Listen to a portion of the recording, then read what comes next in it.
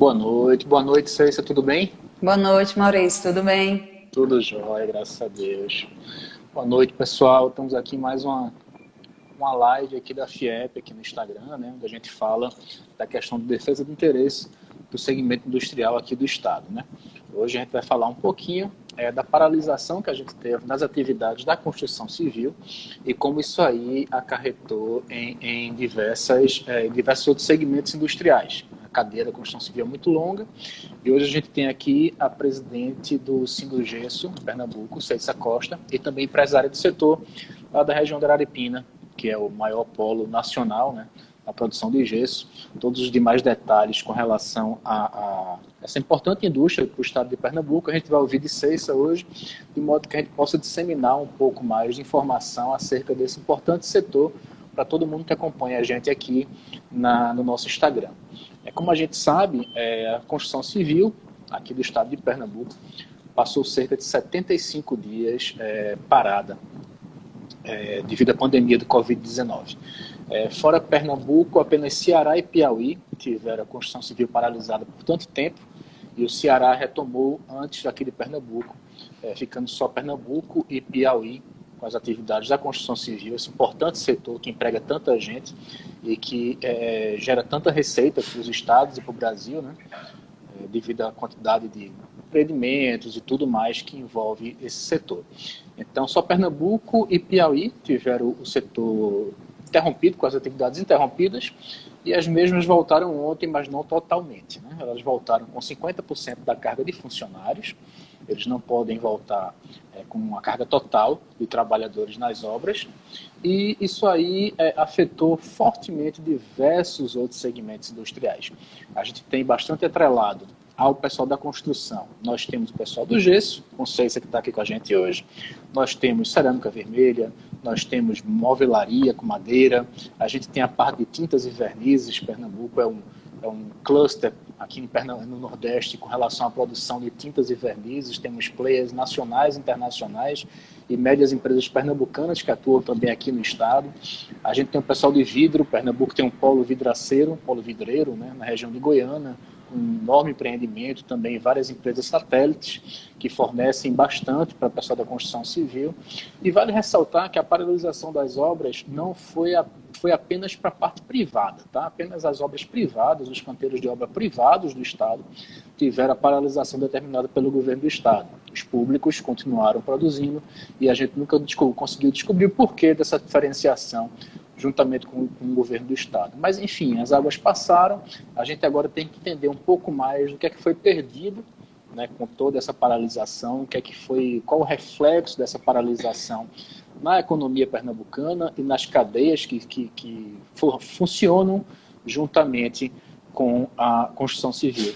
Então, Cécia, por favor, fique à vontade, explica para a gente como é que o setor gesseiro aqui no estado de Pernambuco, qual a importância do mesmo para a região da Araripina, para a economia do estado, como é que é a ligação do setor gesseiro com a construção civil. E vamos começar esse bate-papo, né? Fique à vontade, boa noite, seja bem-vinda. E obrigada. Vamos lá. Boa noite a todos também, né, que estão entrando aqui participando. Maurício, aqui na região do Araripe, as cidades que têm essas indústrias focadas para o polo gesseiro são 5. Então, nós temos aqui Araripina, Trindade, Ipubi, Oricuri e Bodocó. E essas 5 cidades, se você for fazer assim um levantamento do que se refere à arrecadação do ICMS, para se ter uma ideia, mais de 50% do ICMS arrecadado nessas cidades vem justamente desse setor gesseiro. Então, a gente tem, só em dados da Cefaz, nós temos mais de 450 indústrias aqui no setor. Nós temos nas 3 atividades, né? Mineração, que é a primeira atividade, onde é extraída a gipsita, e aí vem o segundo passo, que é as empresas calcinadoras de gesso. Nós temos mais de 120 registradas na Cefaz. E depois vem as empresas de pré-moldados, que é as que utilizam esse gesso para produzir placas de gesso, blocos de gesso, entre outros itens. E nosso setor ele não foi determinado que poderia paralisar, né? As indústrias poderiam ficar rodando normalmente. Mas a partir do momento que a construção civil, a obra, ela paralisa o canteiro de obras, nós vamos vender para quem? Então, Pois é. impacta diretamente essas empresas. São empresas que já vinham passando por crise desde 2015. A perspectiva agora em 2019 era de uma retomada, de melhorar em 2020. Eram empresas que já vinham sofrendo demais com queda na construção civil. E aí, quando é para retomar, vem essa crise, né, essa pandemia. E impacta diretamente, porque essas empresas elas vão produzir e vão vender para quem? Se o canteiro de obra não pode estar funcionando, se as obras estão, de certa forma, a maioria paralisadas, essas empresas têm que fazer o quê? Reduzir sua produção. Porém, elas já vinham com a capacidade de produção reduzida. A gente já vinha trabalhando aqui na região com 50% da capacidade instalada, devido às crises que já vinha. Perfeito. Então, agora era o momento de retomar. Então, tem uma paralisação dessa, tem que o quê? Recuar a produção, reduzir a quantidade. Aí vem, como não tem, né, essa demanda de produto, a oferta cai. Então, muitas empresas tiveram que reduzir bastante sua produção, entre outras que fecharam, né?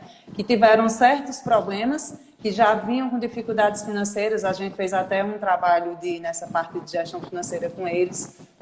Empresas que já vinham passando por dificuldades, com problema que não tinha caixa, capital de giro. E diante de uma situação dessa, como é que vai ter condições de estar produzindo e manter estoque, se estoque é custo, para sabe lá quando vai sair, vai escoar esse material. Então, foi um impacto direto aqui no setor gesseiro com essa paralisação na construção civil. Ou seja, vocês entram em que estágio da obra?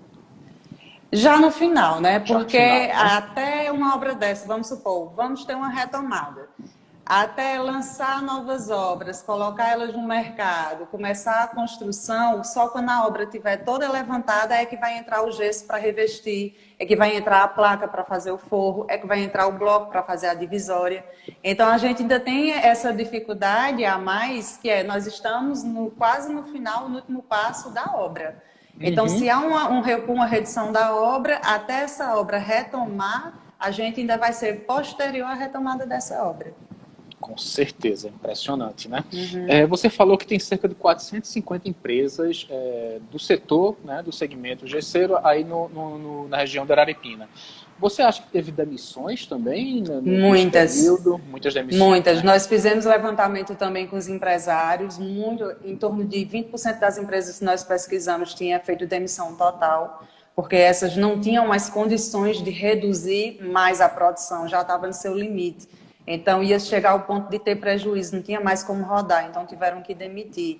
Outras deram férias coletivas, outras procuraram reduzir, vamos tentar reduzir aqui nossa produção. Se uma empresa pequena trabalhava com 15 ao todo, passou a trabalhar com 7 operários, mas aí num universo de mais de 100, é um número grande de empresas. E aí impacta também os terceirizados, né? Porque a partir do momento que essas empresas estão demandando, estão produzindo menos, está contratando menos a mão de obra terceirizada, está consumindo menos material, aí começa o setor gesseiro a impactar nos outros setores aqui da nossa região. Postos de combustíveis, minerador, o maior consumo, mais de 40% do consumo, do custo de uma mineradora é com combustível. Se ela reduz a produção, impactou ali nos postos de combustíveis. Questão de prestador de serviço, de consultoria, de maquinário, casas de peças. Então, como o setor forte aqui da região são essas indústrias de gesso, se essas indústrias estão ruins, a região toda começa a ficar ruim economicamente, porque isso vai impactar no comércio, vai impactar também nos serviços. Entendi. Então afeta a região como um todo, né? Porque Exato. a região é bem dependente, né, dessa indústria, e quando começa isso aí, começa a demissão, a demissão em cadeia, praticamente. Exatamente. E a partir do momento que o minerador para de comprar o combustível, tanto o minerador demite como o revendedor do combustível também. Isso aí reflete no comércio, que também demite, né? Isso aí reflete, então, a cadeia é muito mais longa do que a gente pode imaginar, e como é nocivo essa paralisação, né? A gente já vê aí, né, de uma crise de 2015, que a construção civil sofreu bastante, né? Exato. A gente estava tendo agora uma retomada gradual, né? Ano passado, finalmente, a construção cresceu um pouquinho, Só um pouquinho, né? Não deu para recuperar quase nada. Foi onde a gente começou. Agora vamos começar a ter uma esperança de começar a ter faturamento. Pois e é, aí quando chega tudo novamente, isso causa até um problema social na região, né, Ceci? Exato, demais. A maioria desses colaboradores dessas empresas de pequeno porte trata-se assim de pessoas de baixa instrução. Sim. É comum você chegar numa fábrica dessa e ter uma pessoa analfabeta.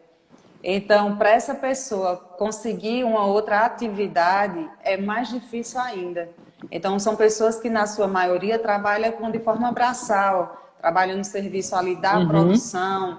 Impacta também até esse pessoal que fica em posto, que são os carregadores que vêm. Então, reduziu a venda, reduziu a saída. Os carregadores que são autônomos ficam ali também sem ter mais aquela renda que ele tinha diariamente nessas empresas. Então, esses colaboradores dessas empresas, baixa renda, a maioria, 4, 5 filhos, era o sustento da família. Então, uma fábrica dessa que estava trabalhando com 15, passou a trabalhar com 7, a quantidade de famílias que tem só numa empresa, que agora vai ficar sem renda. E aí, como é que vai sobreviver essa família? Então, cria-se um caos total na região. Impactou o que seria a renda aqui da localidade, que são essas indústrias de gesso, impactou no comércio, impactou no serviço, impactou em tudo. Então, é uma cadeia. E atrapalha muito o setor, né? Que a gente vê o esforço do setor para estar sempre se modernizando, né? Estar sempre cumprindo todas as normas, as legislações, que são muitas, né? São muitas exigências do Estado para vocês funcionarem. A gente passa constantemente por fiscalizações. Então, de repente, a gente está com fiscalização do Ministério Público do Trabalho, em várias normas, várias legislações a ser cumpridas. A gente até tinha um projeto para iniciar agora em janeiro. Com essa pandemia, tivemos que paralisar. Era justamente um projeto de saúde e segurança de trabalho voltado para essas empresas do setor. E aí, daqui a pouco, chegou uma fiscalização, Secretaria da Fazenda, aí depois chega IBAMA para ver a questão de lenha. Aí vem a questão de CPRH, então a gente é o tempo todo bombardeado por fiscalizações. Então são muitas normas a serem cumpridas. E isso requer o quê? Custo para a empresa também. Ela tem que estar sempre se adequando, ela tem que estar sempre contratando profissionais. E aí vem questões de excesso de fiscalização em diversos órgãos, aí vem a questão econômica. O impacto na construção civil e que aí as empresas param de ter esse mercado, essa venda. Então, um caos completo para o setor. Só faz aumentar o passivo de vocês, né? Porque é um setor que sofre muito com excesso de exigências e um pouco de falta de incentivo, pelo que a gente Exato. Nota, né? Exato. Até a questão logística mesmo para vocês é complicada, né? Demais. E aí é outra preocupação até que a gente tem, né? Pós-pandemia, se vier uma crise novamente de transportes. Dólar, se ficar subindo, o combustível aumentar, e aí o preço do frete aumentar, e não for viável para algumas dessas empresas transportadoras vir aqui para o polo, se for mais viável ir para outra região. Porque eles questionam muito o preço do frete na região, né? Entendi. Então, aí acaba indo para outro setor que esteja mais viável. Aí vem outro impacto para a gente. E agora, como é que nós vamos escoar esse material? Que precisa desse transporte para sair, se tiver outra crise. Porque com aquela crise que nós tivemos com a greve do caminhoneiro, que impactou o Brasil todo, para a gente foi horrível também. Então, a gente tem essa dependência do setor de logística. E como é que é a divisão de mercado? Quanto é vendido para o mercado pernambucano? Você tem ideia disso aí? Quanto é que vai para o restante do Nordeste? Em torno de 30% fica entre o mercado pernambucano. Por quê? Como essas mineradoras elas vendem tanto para empresas de cimento, na fabricação de cimento levar gipsita, como empresas agrícolas, que tem o gesso agrícola que é usado como corretivo, e aí a outra parte vem para essas empresas calcinadoras, que são essas mais de 120 calcinadoras de gesso que tem aqui. Então, grande parte desse valor da mineração fica aqui no estado porque vem para as calcinadoras. Essas calcinadoras, ao transformar essa gipsita no gesso, e aí há um escoamento maior para a região sudeste, região sul. Mas em torno de 30% fica aqui para o Pernambuco. Mas aí, se você for ver na parte de tributação, como nós tivemos uma alteração na legislação estadual, e onde há uma substituição tributária, quem recolhe é a mineradora. Então, a partir do momento que ela vendeu para essa calcinadora, que ela vendeu aqui, independentemente se a gente vender para o sul ou o sudeste, o ICMS vai ficar aqui para o estado do Pernambuco. O ICMS o Estado não perde. Não. Então, se o setor tiver alguma dificuldade, o governo sofre também. Em 2019, 20 milhões de arrecadação de ICMS. Se a gente tiver uma queda aí de 50%, só vai entrar 10 milhões, né? Exatamente. Então, tem uma queda bem significativa, né? Tem que ter um olho cuidadoso aqui para o polo gesseiro. Tem que incentivar essas empresas a produzir, a vender, porque só tem a ganhar o Estado também, né? Claro, e gera muito emprego, né? Ajuda toda a região, faz a região crescer. Emprego. Desenvolve a região como um todo. Desenvolve, com certeza. Aí a gente volta para os velhos problemas do Brasil, né? Se a gente falou em logística agora, a gente pensei aqui, a ferrovia transnordestina. Como é que você vê a ferrovia transnordestina com relação ao polo gesseiro? Ela pode ajudar, atrapalhar? Se não tiver esse contexto? Uma normatização, um cuidado, um controle no que ela vai levar, ela pode acabar com o polo. Entendi. Então, hoje a gente aqui, a nossa matriz energética, por exemplo, é o quê? Lenha. Lenha a gente encontra aqui na região, que é outro problema que a gente está tendo também, outro trabalho que estamos desenvolvendo. Mas aí, de repente, vem a Transnordestina e passa a levar o minério para grandes capitais. Chegou numa capital como Recife, tem o Porto Suape, tem o gás, então pode instalar uma multinacional lá de empresa calcinadora de gesso, uma empresa altamente automatizada e aí tem uma grande produção a um baixo custo. Se ela tem um baixo custo, ela compete com as pequenas daqui. Sim. Então acabam essas empresas daqui que elas não vão conseguir mais vender e competir com a empresa dessa, uma empresa de grande porte. Então essa transnordestina, ela pode ter o viés bom de a gente não ter mais esse problema de dificuldade com o transporte que nós temos, que é muito caro. Ou pode ter o ruim, se ela vier para pegar a matéria-prima, a gipsita, e não o produto já acabado. Então, a gente tem que ter um cuidado bastante, quando ela estiver em atividade, do tipo de material que vai ser escoado, para não também acabar aqui com o setor gesseiro. Aí vai ser preciso o governo também tomar cuidado com relação a isso aí, né? Estabelecer principalmente programa de desenvolvimento, tudo mais, né? Normas, regulações, de modo que o setor também daí não sai prejudicado, que pode ser um desastre ainda maior, né? Uma coisa é você ter mais de 450 empresas, né? O que ela vai gerar de emprego, de renda numa região, e você colocar 2 multinacionais numa capital, né? Então, que pode levar a produção toda. Procurar ter cuidado nessa questão da logística. Entendi. Vocês, nesse momento todo, vocês veem como um momento de dificuldade de 2015, uma pequena retomada, uma expectativa de melhora, a coisa embica novamente, né? O que vocês conseguiram observar que poderia ser de melhora para o setor? Quais seriam as demandas que vocês teriam do governo e também com relação à iniciativa própria, privada, que outros setores poderiam ajudar vocês, como construção, etc. e tal? Vocês têm isso mapeado? Vocês têm em mente o que é que vocês poderiam fazer para descolar um pouquinho o setor gesseiro desses problemas? O que é que a gente está procurando fazer? A crise ela vem também para nos mostrar outras áreas que a gente pode estar explorando, né? E aí uma deficiência que a gente tem aqui é nessa área digital. E agora, após essa crise, o mercado digital vai estar em toda alta.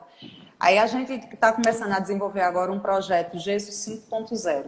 Então, com esse projeto, a gente vai procurar trabalhar de forma forte e profissional a venda e o marketing digital. Porque se você chegar até no evento em Recife, que aqui é a nossa capital, e falar onde é que está o polo gesseiro, o povo não sabe que é aqui na região do Araripe. Com certeza. Então, precisa se conhecer, precisa dar valor, precisa conhecer a qualidade do nosso produto, a utilidade do nosso produto, o quanto ele é bom. Então, o foco vai ser o quê? Trabalhar esse projeto, onde a gente já apresentou inicialmente ao Sebrae, o Sebrae adorou. Uma parte vai ser custeada pelo Sebrae, ele é em torno de R$500 mil, o Sebrae vai custear R$200 mil. A gente, em um momento, também apresentou a Agência de Desenvolvimento do Estado de Pernambuco, a DEDIPE, através da Câmara Setorial do GES, na qual eu também estou como presidente. E aí o Roberto, ele gostou muito do projeto. A gente ficou de fazer alguns ajustes, então há a possibilidade de a DEDIPE custear essa outra parte, esses R$300 mil. A gente ainda está em estudo. Estamos vendo também com a federação o apoio para ver desenvolver o selo na área o selo de qualidade do produto. Sim. Então, isso para quê? Para a gente procurar colocar o nosso produto no mercado, procurar abranger o maior número de localidades possível, porque a gente vê uma grande destinação ali para a região sudeste. Por que não ir para a região norte? Por que não ir para outras regiões do Brasil? Por que não exportar? Então, trabalhando no gesso digital, a gente vai poder ver esse mercado. E aí a gente também vai pedir esse reforço aos órgãos públicos, porque não obras públicas passarem, um percentual dessas obras ser utilizadas o gesso. Por que não desenvolver uma lei, algo do tipo que, aqui na nossa região, no nosso estado, vamos valorizar nosso produto, né? O que é que tem de forte na economia da nossa região? Então, que essas obras públicas passem também a utilizar produtos de gesso. E aí a gente vai procurar também trabalhar de forma de cooperativa, que é um ponto importante que a gente vê. Trabalhamos muito tempo de forma solta, cada um por si, Deus por todos, e de repente chega num momento desse de crise, cada um com dificuldade maior do que o outro. Se a gente estivesse trabalhando em bloco, que é o que a gente vê o quanto dá certo, quantos setores melhoraram porque passaram a trabalhar em bloco. Então, a gente trabalha de forma mais profissional, de forma mais capacitada, com produto de maior qualidade, e aí a gente consegue atingir um mercado maior e se preparar, né? Passar até caixa, e não viver como a gente vem com essa escassez de recurso financeiro. Porque numa possível crise futura, a gente está preparado financeiramente para que essas empresas não sofram como sofreram agora com várias que tiveram que paralisar 100% de suas atividades. Então, a gente está procurando agora entrar para esse mercado digital, uma oportunidade que a gente viu aqui para a nossa região. E com esse produto aí, né, com essa inovação de você consegue juntar a parte de inovação, que é totalmente necessário, né, num setor tão tradicional, o associativismo, que a gente vê que, né, nesse momento de crise, que a gente vê como é importante o associativismo, como é importante estar junto de uma cooperativa, de um sindicato patronal, de uma federação de indústria, etc. Né? Entidades que estão aí juntas para defender os interesses da indústria e também fomentar novos negócios. E junto disso tudo aí, como é importante ter uma política estadual, estatal mesmo, né? Isso aí tem que ser uma coisa nacional de incentivar a nossa indústria. Porque a indústria brasileira ela vem sendo sucateada há vários anos, né? Sem uma política realmente industrial que faça a nossa indústria decolar mais uma vez. A gente vê ano a ano a participação da indústria no PIB diminuir, né? Enquanto nos outros países não, a gente vê justamente o contrário, né? A indústria cada vez mais forte, mais produtiva, produzindo mais com menos, ou seja, uma evolução constante. E isso a gente não consegue ver aqui, é impressionante. Então, realmente é muito necessária essa questão de olhar para dentro do nosso mercado, né? E ter ferramentas. Aproveitar também que temos o Porto Digital, trabalhar inovação, tecnologia aqui. Então, a gente tem tudo para trabalhar de forma assim, profissional no nosso setor. O que precisa realmente é apoio. Não adianta, como eu digo, não adianta o empresário ficar só naquele seu mundo ali de sua empresa. A gente tem que trabalhar em bloco, a gente tem que trabalhar de forma profissional, a gente tem que levar para os governantes quais são as nossas necessidades, o que é que a gente precisa, ter o feedback também desses governantes, né? Não adianta também a gente ficar o tempo todo mostrando, olha, isso é importante, e entrar em um ouvido e sair em outro. Se não tiver o apoio do governo, a gente não vai conseguir sozinho. E aí eu digo governo municipal, governo estadual, governo federal, é preciso ter todas essas esferas ali apoiando o setor gesseiro. E aí um setor que representa mais de 90% da produção de gesso do Brasil, que poderia estar assim... economicamente... já poderia estar em outro patamar, né? Em outro completamente. A gente devia agora estar se preocupando com questão, tivemos problema ali na exportação, e não com o nosso mercado interno, e não ainda com fábricas locais. Então, a gente precisa tirar essa visão ali de interior e ir para nível nacional, a nível internacional. Então, isso a gente vai precisar desse apoio das instituições parceiras, que é outra vantagem que a gente tem aqui na região, é o número de instituições parceiras que a gente tem aqui. A gente tem a vantagem, como temos o sistema FIEP, tem aqui o SENAI, que está sempre ajudando, o SESI, temos o SEBRAE aqui, que nos apoia bastante, temos o Centro Tecnológico, então tem a Universidade, a Univasf, aqui próximo, que sempre faz estudos e trabalhos aqui com essas fábricas da região. Então, é aproveitar que a gente tem esses apoios também e fazer essas parcerias e colocar trabalhos adiante. Já tiveram algum contato com o Porto Digital, Ceissa? Não, Algum Porto programa, Digital, alguma não. coisa? Não. Então, uma coisa para a gente colocar no radar, né? Para ver no Exatamente. futuro Muito como é importante. muito importante isso aí. Eles têm vários programas que podem tentar ajudar alguma coisa no desenvolvimento aí da região com relação à inovação. Você falou mais de uma vez com relação ao comércio exterior.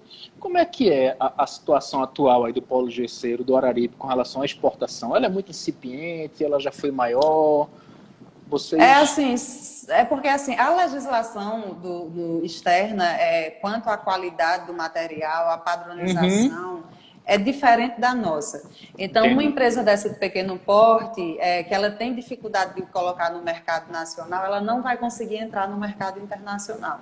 Se ela não Certo. seguir aqueles padrões, se ela não tiver Aham, toda uma gestão, um processo de qualidade. Então, hoje quem consegue exportar são empresas grandes, que são poucas na região. A gente tem um número bem pequeno de empresas que exporta.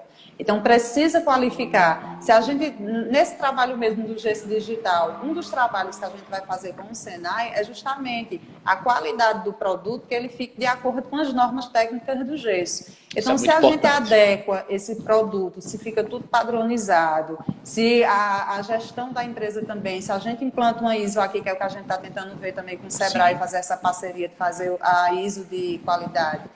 E aí a gente está preparada para já entrar no mercado externo, essas empresas Uhum, pequenas.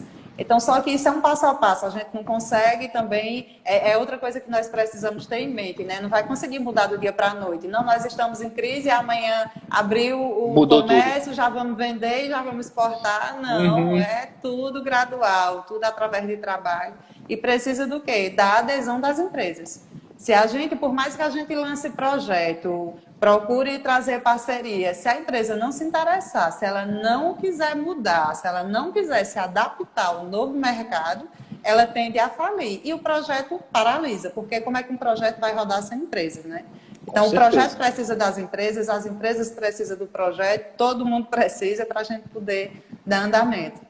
Com certeza. Ou seja, só para a gente ter uma ideia, com relação a porte de empresas, você diria que 95% é micro e pequena? A maioria é Não pequena, é?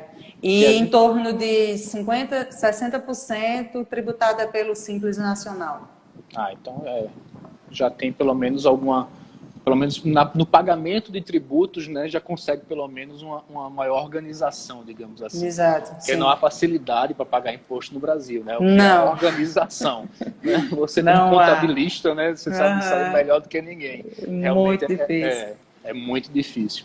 Aí vamos imaginar, a gente está tendo agora essa retomada da construção civil e a gente imagina que a coisa vá realmente seguir nos moldes normais, né? Não vai ser um período difícil, mas o setor está preparado para isso, para voltar a produzir, para voltar a fornecer para esses grandes consumidores que são as construtoras. Ele está pronto para essa retomada? Ó, por conta dessa crise, falta de capital de giro. E aí, para retomar, vai ter que comprar matéria-prima, vai ter que contratar funcionários novamente, tem que colocar tributos em dias. Então, precisa-se de quê? Capital de giro. E aí, até um encontro que a gente vai fazer agora, dia 15, é justamente com os gerentes das agências de bancos aqui da região, Que coisa boa. para tratar sobre quais são as dificuldades que essas empresas aqui da região estão tendo de buscar créditos. Porque muitas empresas estão se reclamando junto ao sindicato, dizendo, olha, eu estou precisando de dinheiro, mas tem mais de 20 dias que eu dei entrada lá no banco, então, eu estou analisando, eu estou analisando. Uhum. Aí outros dizem, eu vi que o governo disse que não vai cobrar certidão negativa, estão cobrando certidão negativa. Aí outro diz, não, estão dizendo que precisa de garantia. A gente entende que existem várias carteiras, né? Não é só um tipo Sim, de crédito. E isso. cada agência também, ela tem o seu detalhe, ela tem a sua norma. Então, Uhum. diante disso, o que é que a gente vai fazer? Vai estar convidando, já está confirmado, vai estar o gerente da Caixa Econômica, Banco do Brasil e Banco do Nordeste. E aí a gente vai discutir com eles sobre o Pronamp, principalmente, que Claro. saiu agora recentemente, ver com algumas linhas de crédito que tem disponível na região e tentar fazer essa ponte, banco e empresário. banco, o empresário está precisando de dinheiro, o que é que você tem disponível? Quais são as linhas de crédito que você tem? E aí a gente já faz essa troca de informação já para procurar ajudar esses empresários. Dessa forma, eles já entram em seguida em contato com o banco, já sabendo quais são as linhas de crédito que tem ali disponível aqui na nossa região, aqui nas agências que eles trabalham, e aí consegue colocar recurso nas suas empresas e retomar. Porque agora o custo da empresa, o custo de energia é altíssimo. Ainda tivemos aquela questão, né, de quem tem demanda contratada. Então, você produzindo ou não, você vai pagar a sua demanda contratada. Exatamente. Que continua em stand-by, né? Não foi resolvido ainda. A federação pleiteou junto à CNI, ficou aquela coisa toda, só que é uma legislação federal, ficou lá em cima e não, até o momento não tivemos uma resposta. Exatamente. Então, tem custo alto com energia. Eu preciso comprar lenha à vista, cadê o dinheiro? Eu preciso comprar gipsita, eu preciso comprar sacaria. A sacaria é um valor muito alto. Então, tudo ele vai precisar de dinheiro para comprar, para voltar a produzir. E para ele comprar, ele vai ter que ter acesso ao crédito. Aí a gente vai procurar fazer essa ponte. Iniciativa extremamente importante, que realmente acesso a crédito é uma grande complicação, né? A gente fez a pesquisa na federação recentemente, né, com industriais aqui do estado, e a gente viu que de cada 100 industriais, 60 tentaram alguma linha de crédito. E desses 60, só 9 conseguiram efetivo acesso a crédito. Ou seja, de 100, 60% tenta, e dos 60%, só 15% consegue sucesso à linha de crédito junto ao banco público, né? E os maiores problemas realmente são esses aí, né? Burocracia em excesso, exigência de certidão negativa, uma coisa que não é mais para exigir. Até o próprio Ministério da Economia orientou a gente, a caso saia ocorra, abrir reclamação na ouvidoria do Ministério da Economia para ver se consegue resolver. A exigência de garantias. A gente está numa crise tremenda, né? As pessoas já vêm de uma outra crise e começavam a respirar. Então a indústria não tem garantia para apresentar para essas novas linhas de crédito. Mas o banco continua exigindo, que a gente vê uma retração muito grande, né? Tem um bolsão de crédito junto aos bancos e esse crédito não desce para as indústrias por diversos motivos. Aí vamos torcer agora, né, e trabalhar também, fazer pressão junto ao governo federal e tudo mais, para que iniciativas feitas Pronamp, né, consigam ajudar. Inclusive, nós vamos ter também a presença do integrante do Ministério da Economia que trabalha junto ao programa do Pronamp. Excelente. Justamente para falar para os empresários sobre esse programa. Mostrar que existem garantias, né? Porque muitos bancos alegam, eu preciso de uma garantia. Então, existe agora um programa que tem a garantia do governo federal. Exatamente. Então, já vai falar sobre essa garantia, taxas de juros, forma de pagamento, quando é que o empresário pode recorrer a esse empréstimo. Então, o tempo todo estamos aí, estamos tentando trazer soluções, consultoria na área financeira, consultoria na área digital. Entramos em contato com diversos órgãos, pedindo postergação de tributos, suspensão, parcelamento, tudo que era possível a gente fez. E aí nós identificamos, agora as empresas precisam de dinheiro, então dinheiro tem duas possibilidades, ou a gente vende nosso produto, e aí é onde a gente trabalha o marketing digital, ou a gente consegue aqui o capital terceiro, que seria, nesse caso, junto a bancos, e aí é onde nós vamos fazer esses eventos com os bancos. Então, vão ter essas duas possibilidades, o capital próprio ou o capital terceiro. Excelente, excelente. E os recursos para o Pronamp já estão garantidos, né? Exato. A medida provisória já alocou lá os 15,9 bi. Esse fundo garantidor vai ser gerido pelo Banco do Brasil e os bancos têm que se credenciar junto ao Banco do Brasil para poder oferecer as linhas de crédito com esse aval.